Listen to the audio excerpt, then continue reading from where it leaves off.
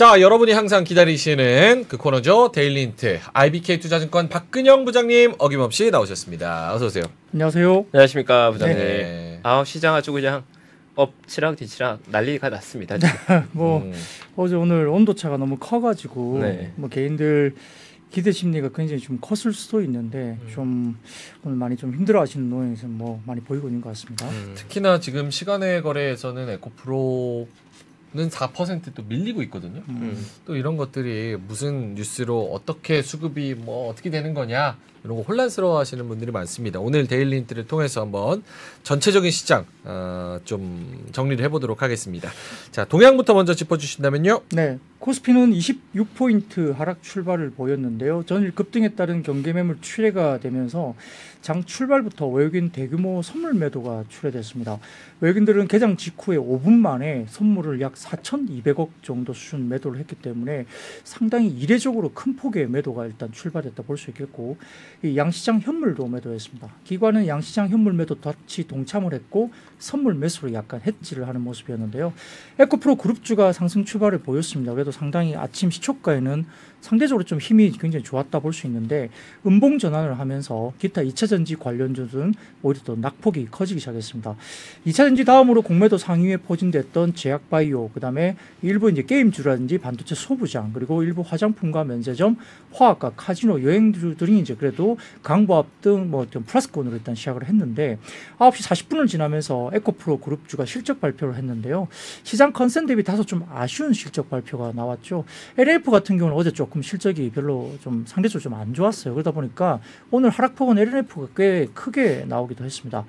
그 주가가 좀 그러면서 2차전지 관련주가 좀 주춤하기도 했는데 일부 화장품이라든지 OEM 관련주 그리고 HBM 관련주 강세가 또 들어지기 시작했고 그 외에도 AI 관련주가 강세를 나타냈습니다. 그러니까 반도체 HBM이 움직이면서 AI 관련주도 같이 뉴스 플로우에 따라서 같이 좀 움직였다 볼 수 있습니다.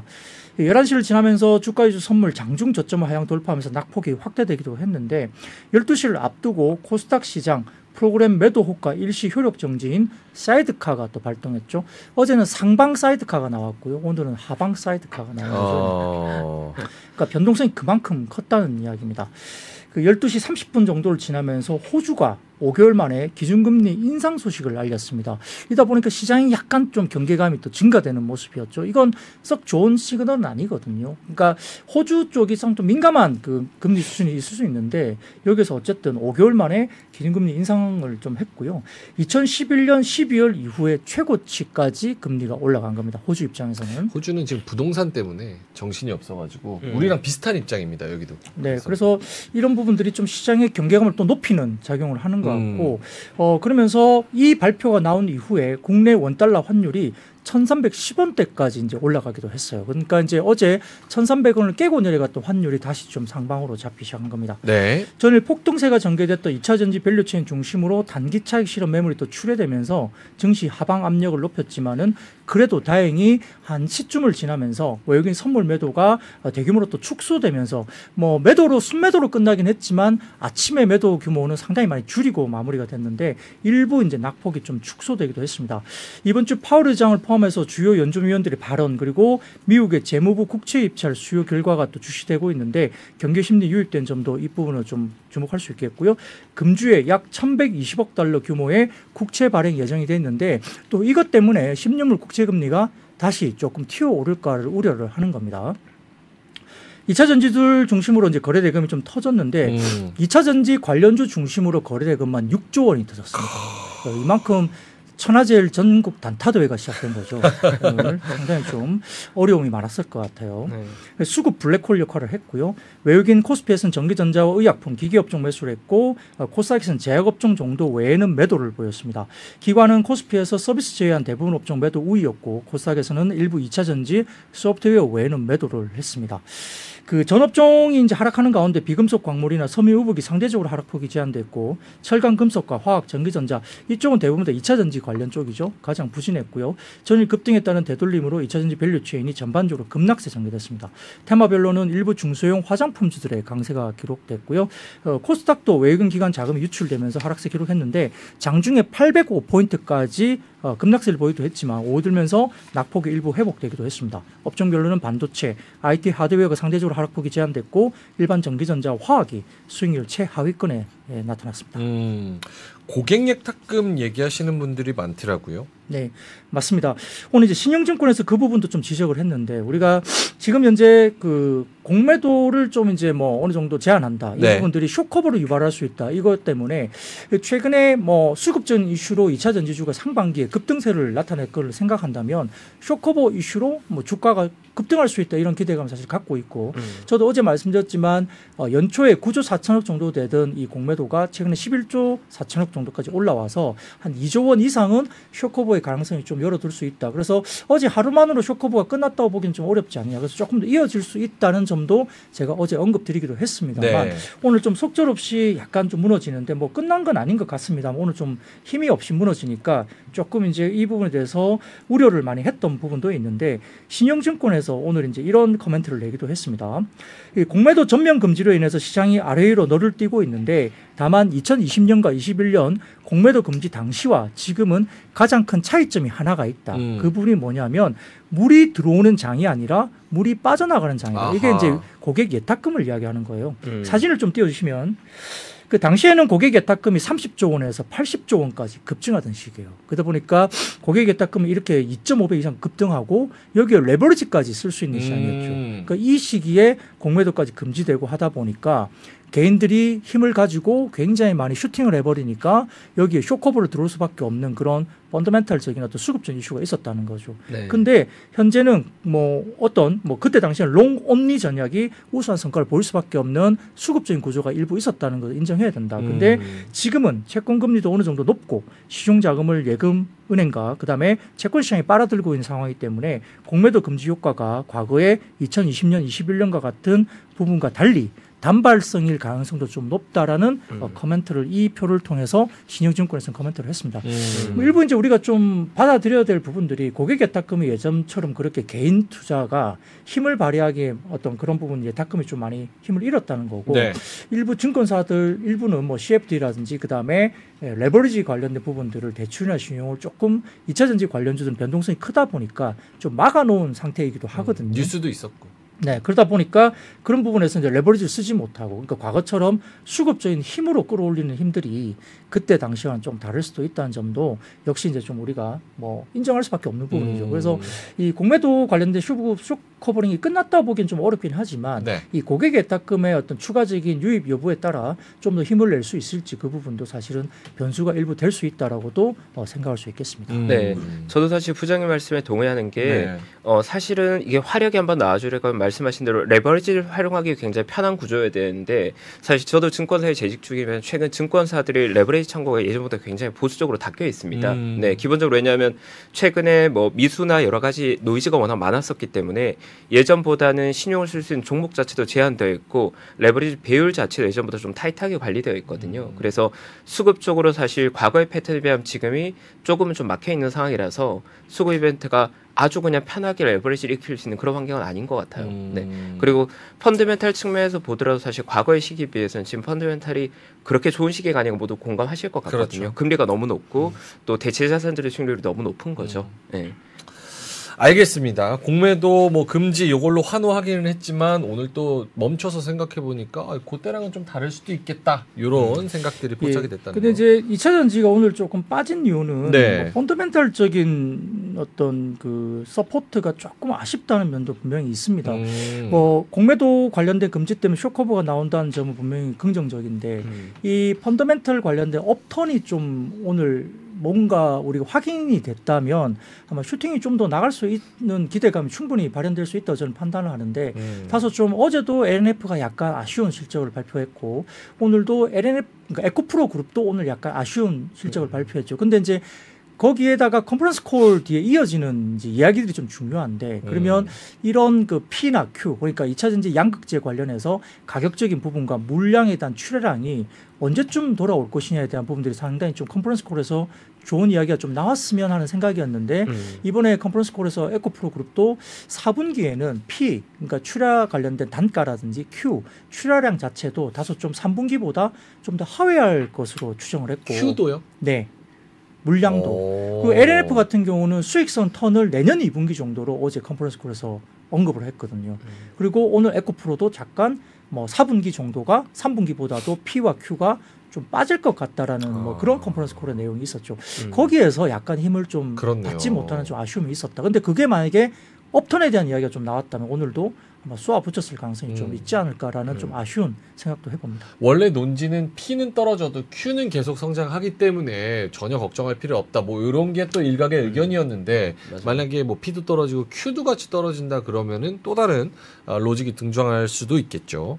자, 알겠습니다. 요거 한번 가보죠. 식약처 인니와 화장품 수출 시 국내 할랄 인증 통용 논의 소식의 일부 관련주 상승입니다. 네, 오늘 의외로 어제 이제 장 마치고 오후 늦게 그 잉그로드랩이라든지 코스메카 코리아 같은 종목들이 실적 발표를 하면서 어닝 서프라이즈를 일단 발표를 했어요. 네. 장 마감 이후에. 그래서 오늘 그 일부 중소 브랜드 관련된 부분들이 좀 강세를 나타낼 수 있는 환경도 일단 어느 정도 마련됐는데 거기다가 식약처에서 국산 화장품의 수출을 지원하기 위해서 지난 31일부터 이달 2일까지 인도네시아 자카르타에서 열린 2023 한국과 인니 메디칼 로드쇼에 참석해서 인도네시아 식약청 이 BPOM이라고 하는데 현지에서 화장품 분야의 양자 협력 회의를 개최했다고 합니다. 그래서 우리나라 할랄 인증 기관에서 인증받은 화장품은 인도네시아 할랄 인증청에 인증을 면제받기 위해서 신청한 것이 관련된 조속한 처리를 할 수 있게끔 돼 있고 인도네시아에서 화장품 신고할 때 대한민국에서 발행한 전자 판매 증명서의 인정 등을 요청했고요.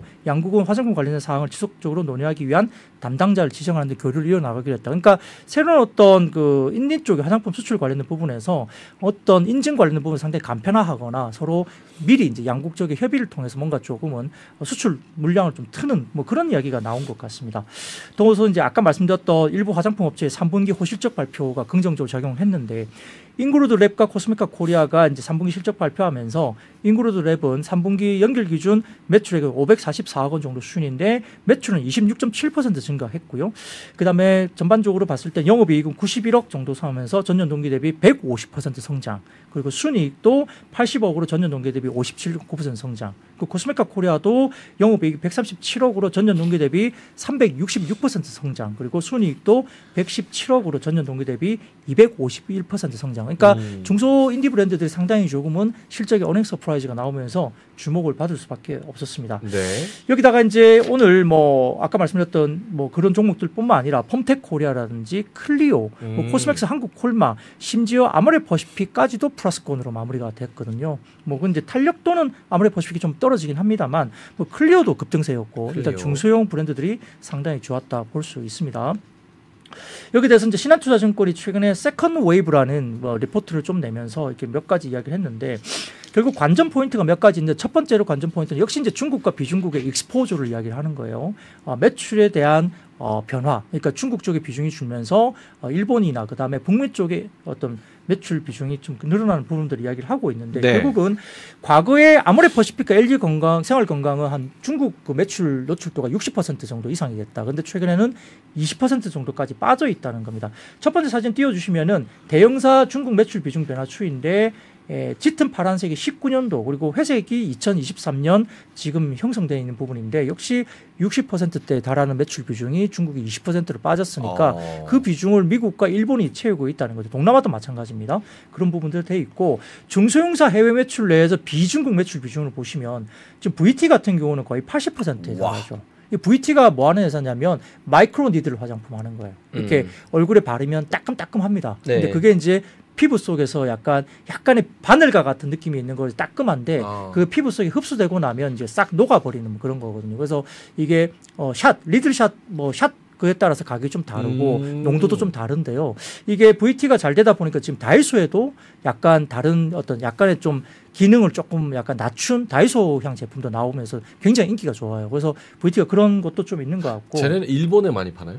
뭐 일본도 그렇고 뭐 중국 사람도 되게 좋아해요. 그래서 많이 판다고 그러고 네. 다이소에도 입점을 하면서 약간 그 소위 말하는 카니발라이제이션. 그러니까 다이소에 들어가면 뭔가 가격이 떨어진다 생각을 하지만 다이소에 들어간다고. 네, 다이소용과 일반 올리브영 관련된 그 달라요? 달라요. 제품이 다릅니다.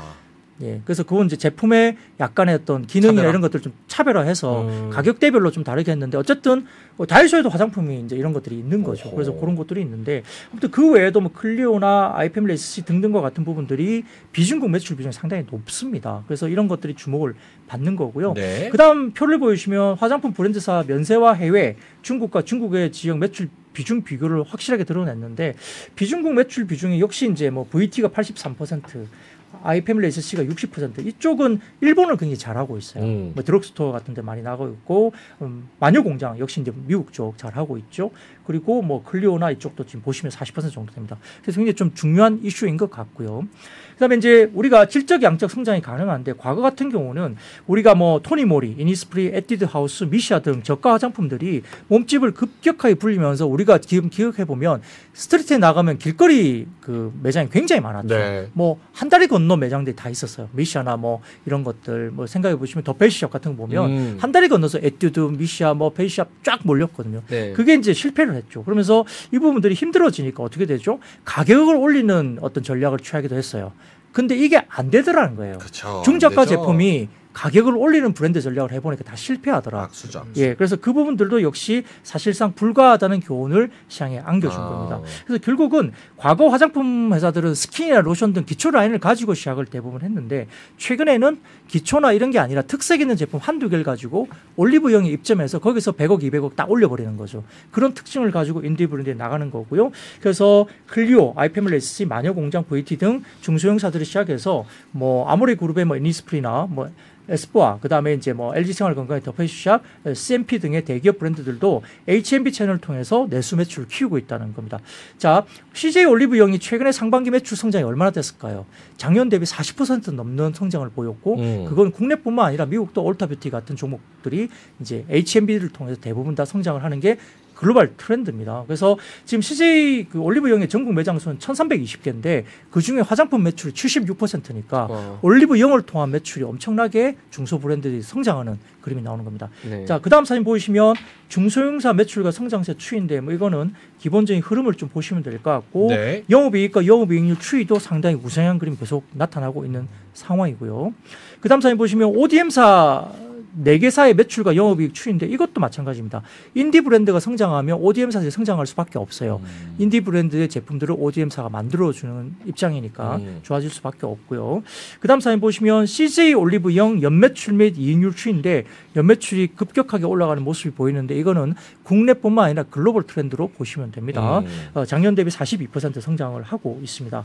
근데 그 다음 사진 보시면 신한투자증권에서는 이 올리브영과 글로벌 텍스프리의 이슈를 이야기를 또 합니다. 네. 리포트를 보면 역시 외래 관광객 매출이 역시나 이제 면세점보다는 올리브영 쪽에 외국인들이 최근에 많이 집중하고 있고 중국인들의 관광 패턴도 과거 대비 면세점보다는 MZ세대들의 관광 패턴이 좀 많아지면서 생각보다 소비에 대한 비중이 조금 줄어들고는 있지만 역시 이제 면세점 관련된 부분보다는 올리브영을 많이 택한다. 그런 부분에서 이제 지금 외래 관광객 매출에 대한 부가세 환급을 해주는 글로벌 텍스프리의 실적도 추세가 강하고 올해 하반기 매출이 전년 동기 대비 큰 폭으로 글로벌 텍스프리가 많이 증가한 걸 본다면 역시 올리브영의 실적 강세는 입점 브랜드사 실적 강세로 글로벌 텍스프리와 이렇게 연동해서 볼 수 있다는 것을 보여줍니다. 네. 그래서 이런 부분들도 이제 글로벌 텍스프리까지 연동해서 보는 것 같고요.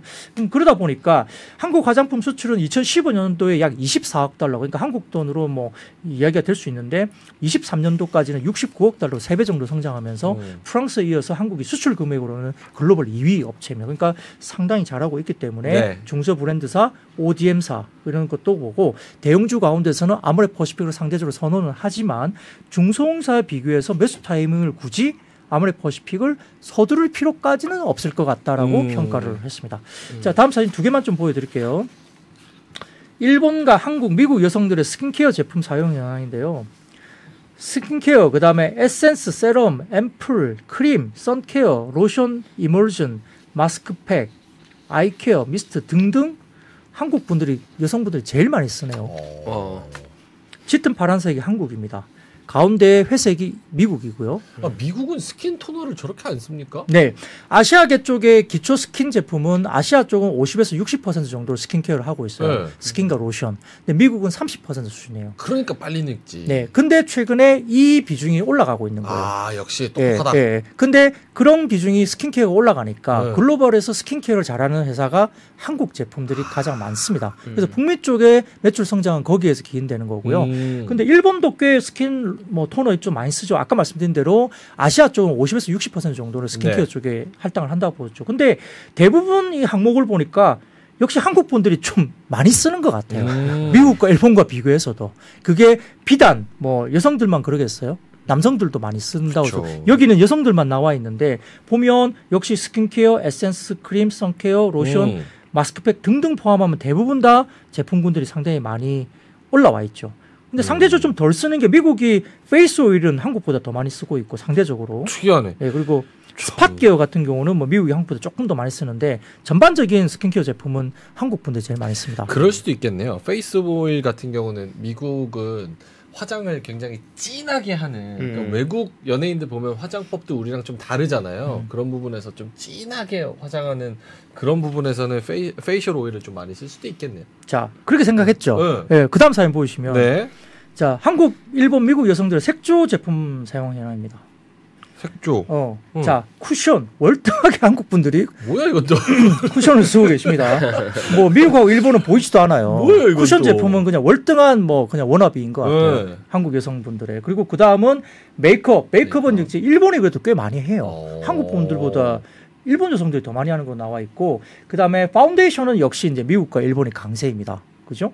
그 다음에 뭐 여러 가지 쭉 나와 있죠. 네. 뭐 컨실러 등등을 포함한. 그리고 오른쪽 가면 아이브로우라든지 뭐 아이섀도우 뭐 쭉쭉쭉 나와 있죠. 립스틱, 뭐 립 틴트인데 역시 이제 립스틱이나 립 틴트, 립밤은 또 한국 분이 많이 써요. 립밤 저도 엄청 써요. 예. 그래서 이게 사실 좀 트렌드가 볼 수 있는데 이런 것들이 이제 어떻게 어떤 지역들이 많이 쓰냐에 따라 우리가 이제 수출 분모에 이런 것들 좀 봐야 되고 어떤 회사들이 이런 것들 잘하는지도 우리가 이런 것들을 조금 보면서 약간 종목별로 좀 스터디를 해볼 필요가 있겠죠. 요 그래프는 네. 한번 찬찬히 살펴보셔도 좋을 것 같은데 요 네. 자료는 신의 자료실에 올라가 있으니까 한번 다운받아서 보셔도 좋을 것 그래서 같아요. 역시 한국 여성분들이 제가 보기엔 제일 예쁜 것 같아요. 세계 최고. 네, 네, 제일 진짜 예쁜 것 팩트예요. 같아요. 네. 근데 아까 최근에 지금 마지막 보여준 표를 보면 네. 오른쪽 보세요. 색조 제품 평균 사용 개수를 보면 한국 분들이 더 많이 씁니다. 미국보다. 1등이네 1등. 색조 제품. 그만큼 이제 본인을 잘 가꾸신다는 거니까 네네네. 개인적으로 자랑스러운 맞아요. 그러니까 데이터라고 자기 봅니다. 관리에 굉장히 조금은 좀 더 돈을 쓴다고 볼 수 있고 그렇기 때문에 수출 지표도 상당히 중요하기도 하고 또 내수 쪽에서 잘하는 것도 이 정도 개수를 많이 쓰잖아요. 인당 개수가. 그러면 맞습니다. 내수 쪽에서 또 누가 잘하는가도 사실 좀 중요할 수도 있겠다. 제가 계속 화장품을 보면 항상 저도 수출 쪽에서 뭐 중국 말고 비중국 쪽의 매출 비중이 누가 잘하나 이것만 사실 봤는데 이 데이터를 보니까 한국에 파는 것도 장난 아니겠는데 그럼 한국 쪽에서 누가 잘하나 이것도 좀 눈여겨봐야 되지 않을까? 올리브영에 가가지고 잘 팔린 게 뭔지 좀 보고 와야 되겠다. 뭐 그런 생각도 해보거든요. 그러니까 뷰티 공화국입니다. 뷰티 공화국. 확실히 한국 분들이 좀 자기 개발이나 그쵸.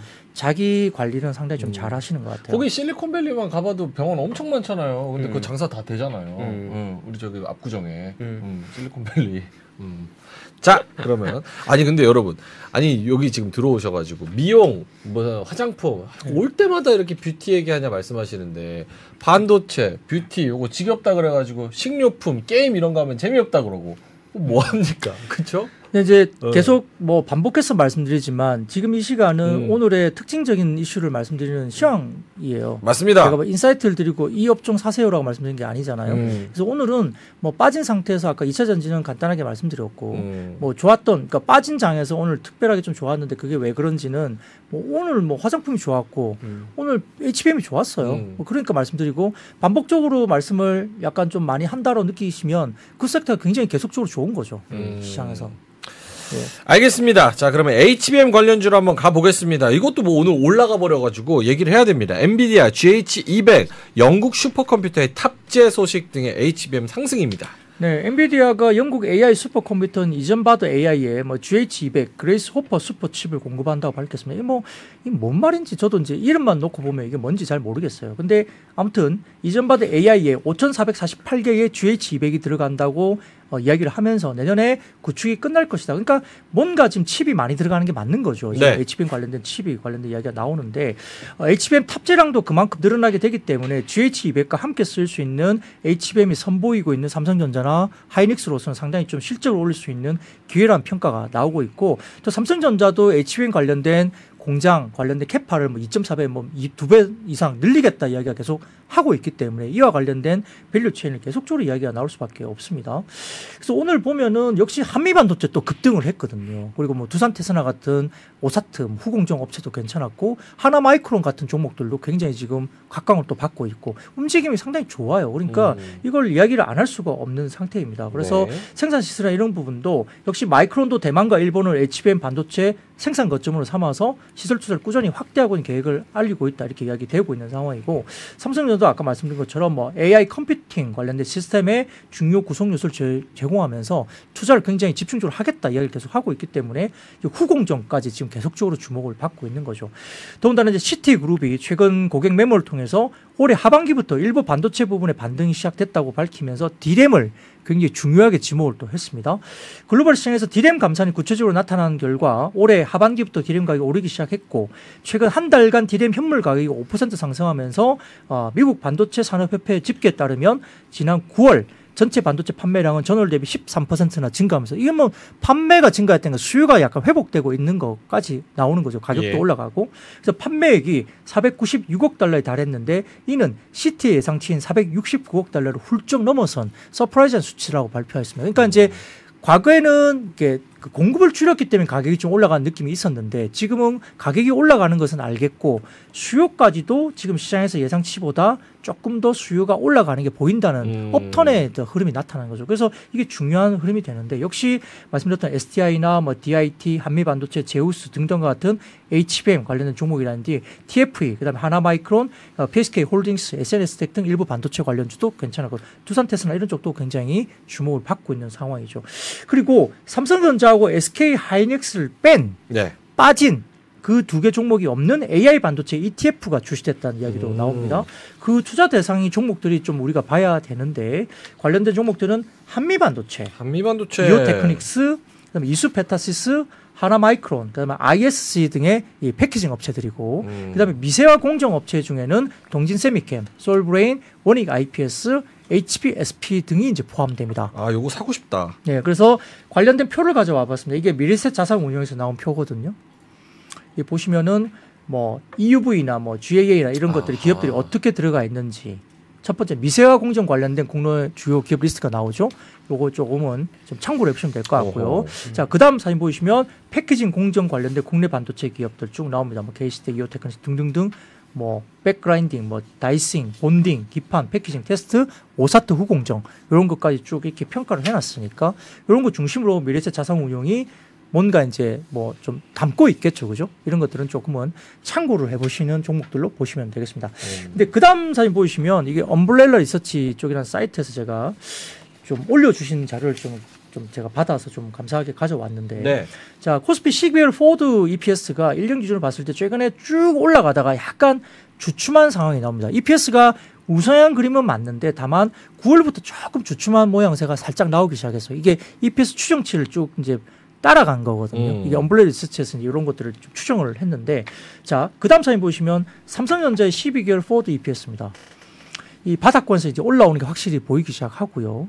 자, 그 다음 사진 보시면 하이닉스의 EPS 관련된 12개월 포워드 EPS입니다. 뭐 적자 부분에서 이제 올해 하반기부터 쭉 이제 올라가는 EPS가 추정치가 나오죠. 그러니까 이게 뭐냐면 삼성전자와 하이닉스의 EPS가 견고하게 어쨌든 우상향 그림이 나오고 있는 거죠. 그러니까 전체적으로 지금 코스피 전체적인 EPS는 다소 조금 우상향 그림이 그려지다가 9월 이후에 좀 주춤한데 삼성전자나 하이닉스의 EPS는 견고하게 우상향 그림이 계속적으로 나오고 있으니 반도체의 그 전체 시장의 이익 기여 영역이 확대되고 있으니 뭐 반도체 쪽이 역시 주목을 받을 수밖에 없지 않느냐 이런 이야기를 좀 설명하기 위해서 아마 엄블레 리서치 쪽에서 이런 이야기를 좀 한 것 같습니다. 네.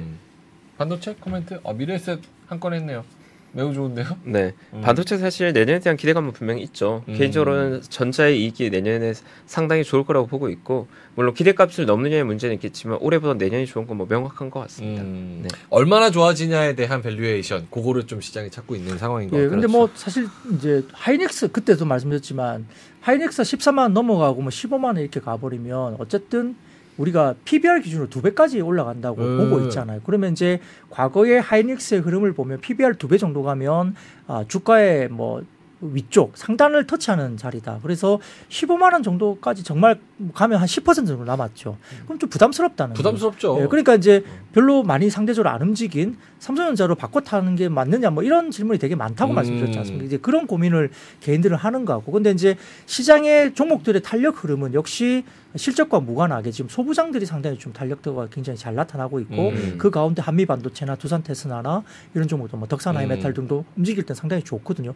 하나마이크론 뭐 이런 쪽도 마찬가지고. 그래서 이게 우리가 HBM 관련된 수혜주로 언급되는 몇 개 종목들이 있는데 그런 종목도 중심으로 주가들이 좀 움직이고 있는 것들이 눈에 띄니까 좀 우리가 좀 그런 쪽은 소부장 쪽으로 좀 더 포커스를 맞추는 게 맞지 않을까 싶긴 합니다. 저희가 뭐 여기서 컨텐츠에서 항상 좋은 얘기 뭐 드리려고 많이 노력을 하지만 그 좋은 뉴스가 이미 주가에 반영됐을 수도 있기 때문에 그리고 반영됐을 가능성이 높기 때문에 여러분이 그 주가와의 그 맞춤 밸류에이션을 또 따로 열심히 해보셔야 됩니다. 아주 좋은 의견입니다. 네. 자, 마지막으로 제약바이오 얘기 좀 해주세요. 네. 그 셀트리온 그룹주가 이제 실적 발표가 나왔는데 그래도 시장에 어느 정도 비딩하면서 나쁘지 않은 실적을 냈어요. 주가도 많이 빠지긴 했지만 셀트리온 그룹주가 일단은 뭐 실적 발표는 좀 나쁘지 않았다는 겁니다. 그래서 우리가 이제 그 공매도 비중이 높은 산업이 이제 산업재인데 산업재 가운데 2차 전지가 가장 공매도 비중이 높았었고 그래서 어제 급등이 한번 나왔고 그 다음으로 산업재 내에서 공매도 비중이 높은 게 역시 제약바이오 쪽이라는 거죠. 뭐 HLB도 마찬가지고 셀트리온 그룹도 그 중간에 끼어 있기도 하고요. 그러고 난 다음에 어제 잠깐 뭐 시장에서 뭐 여러 가지 뭐 찬반 논란이 많습니다. 뭐 게임주가 뭐 공매도 비중이 높다고 뭐 게임주가 올라가겠느냐 이거에 대한 뭐 생각은 좀 다른데 아무튼 공매도 비중이 일부 상위 6개 게임주들 시가총액 상위 6개 게임주들은 전체 거래 대금 대비 30% 이상의 공매도 비중이 나오는 종목도 한 서너 개 정도 있더라고 제가 말씀을 드렸잖아요. 그런 비중이 있는데 아무튼 공매도 비중이 높은 산업재 중에서는 2차 전지가 최고로 많고 그다음에 제약바이오가 좀 많은 거죠. 근데 키움증권에서 어떤 이야기를 했냐면 국내 제약바이오 업계 빅파마의 기술 계약 소식이 올해 내내 부재했습니다. 근데 11월 6일 무려 2건의 계약이 성사됐다고 보는데 종근당과 노바티스 그리고 오름과 BMS, 그러니까 오름은 이제 비상장사예요. 이런 것들이 2건이 이제 계약이 성사됐습니다. 이 종근당의 노바티스의 계약금 약 1,000억 원 그리고 최대 1조 7,300억 원에 CKD-510 관련된 기술 계약을 체결했다 발표했고요. 비상장사인 오름 테라뷰틱이 BMS와 계약금 1,300억에 일상 단계의 백혈병 치료제 ORM-615 기술 이전이 됐습니다. 총 계약 규모가 2,334억 원. 이게 굉장히 좀 모멘텀이 부지했던 기술 계약 소식이 이제 11월 6일 날 2건이 나온 거죠. 그래서 빅파마가 IRA로 인한 약가 인하라든지 특허 절벽의 추후 대비가 굉장히 필요한 상황인데 이를 상쇄시킬 수 있는 것은 결국 후기 파이프라인 도입이라든지 향후 밸류에이션을 상승시켜 줄 만한 혁신 파이프라인 도입이 필요한데 역시 그러면 빅파마 관련된 부분에서 라이센스 아웃이나 이런 것들이 나올 수 있는 공간이다. 그래서 향후 기술 계약이 활발하게 이루어질 거로 보는데 IRA 그러니까 인플레이션 감축법으로 인해서 올해 2026년 정도에 10개 의약품 약가가 인하가 본격적으로 적용된다. 그러면 이제 의약품들이 상당히 좀 안 좋아지는 국면으로 가는 거겠죠. 그러다 보니까 특히 특허 절벽 영향은 2029년에 매출 타격 규모가 가장 클 것으로 본다는 거죠. 자, 다음 사진 보시면 미국의 특허 만료 의약품의 매출 관련된 추정치인데 키움증권에서 이제 자료를 인용해서 보니까 29년 이후에 30년도부터는 거의 절반이라 떨어져 버려요. 그러니까 특허 만료가 계속 다가오고 있는 게 보인다는 거죠. 그럼 미리 선제적으로 기술이나 라이센스 아웃을 하는 것에 대해서 뭔가 확보를 하기 위한 노력이 많이 이루어지는데 이런 것들에 대해서 국내 제약사 중에 기술 라이센스 아웃을 할 만한 가능성이 이야기되고 있는 종목들을 봐야 된다는 키움증권의 이야기죠. 그러니까 빅파마와 기술 수출 기대감이 있는 종목으로는 키움증권에서 알테오젠, 레고캠바이오, ABL바이오, 펩트론 등을 이제 관심 종목으로 이야기를 하면서 기술 관련된 수출 기대감을 이야기했습니다. 그래서 내년 1월에 또 JP모건 헬스케어 컨퍼런스 개최도 있기 때문에 모멘텀까지도 가지고 있다고 했으니 이런 종목도 중심으로 오늘 주목을 받았다 볼 수 있겠습니다. 알겠습니다. 네, 감사합니다. 자, 오늘 화장품 그리고 의약품 또 HBM 쪽 시황 정리를 쫙 해주신 우리 IBK 투자증권 박근영 부장님이었고요. 아까 채팅에 환율이 매력적인 구간까지 내려왔는데 외국인이 굳이 패대기 칠 이유가 있나 이렇게 말씀하셔가지고 그 부분은 심층 인터뷰에서 우리 박병장 이사님 나오시니까 잠시 후에 뵙도록 하겠습니다.